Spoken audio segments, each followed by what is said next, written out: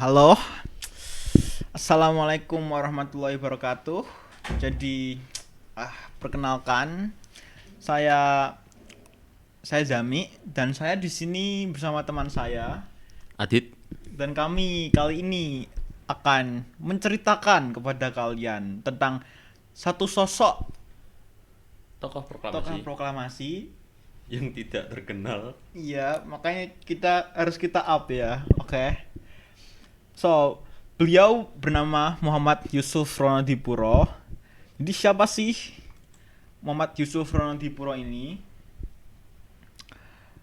Beliau merupakan kelahiran 30 September 1919 di Salatiga, Jawa Tengah, yang pada saat itu Indonesia masih bernama Hindia Belanda.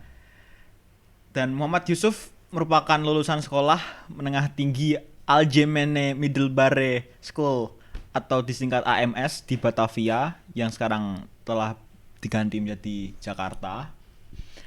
Beliau menikahi wanita pilihannya yang bernama Siti Fatimah Rasad yang kemudian dikaruniai tiga orang anak yang bernama Darmawan, Irawan, dan Fatmi. Lanjut. Dalam karirnya, pada tahun 1943, Muhammad Yusuf Ronodipuro pernah bekerja di radio militer milik Jepang yang bernama Hoso Kyoku. Muhammad Yusuf bekerja sebagai wartawan di radio yang dipimpin oleh Tomobachi. Kemudian dilanjut dengan kronologis penyiaran kabar proklamasi kemerdekaan oleh Muhammad Yusuf Ronodipuro.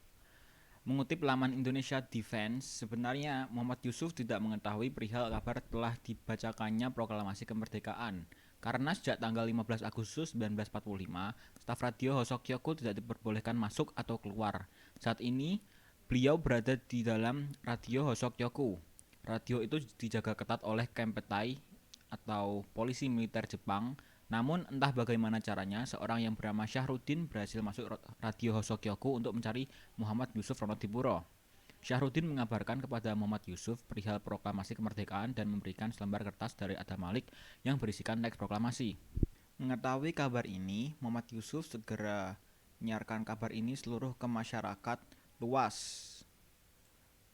Saat akan menyiarkan kabar ini sempat menemui kendala karena semua studio siaran dijaga oleh Kempetai. Hingga Muhammad Yusuf ingat ada studio siaran mancanegara yang sudah tidak terpakai.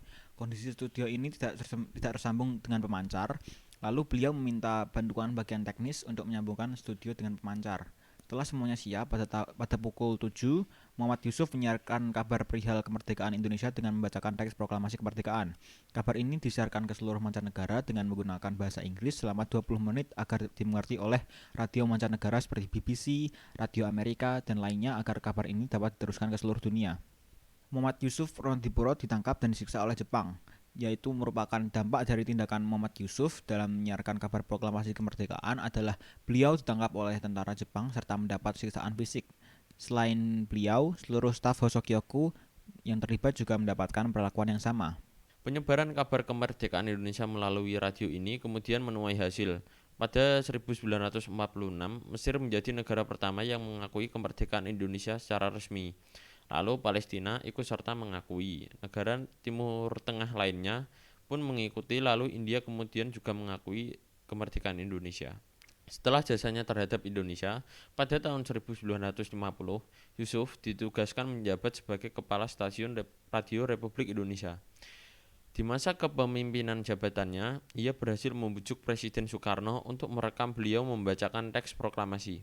Hal ini menjadikan Radio Republik Indonesia sebagai satu-satunya yang memiliki rekaman deklarasi kemerdekaan yang Soekarno bacakan.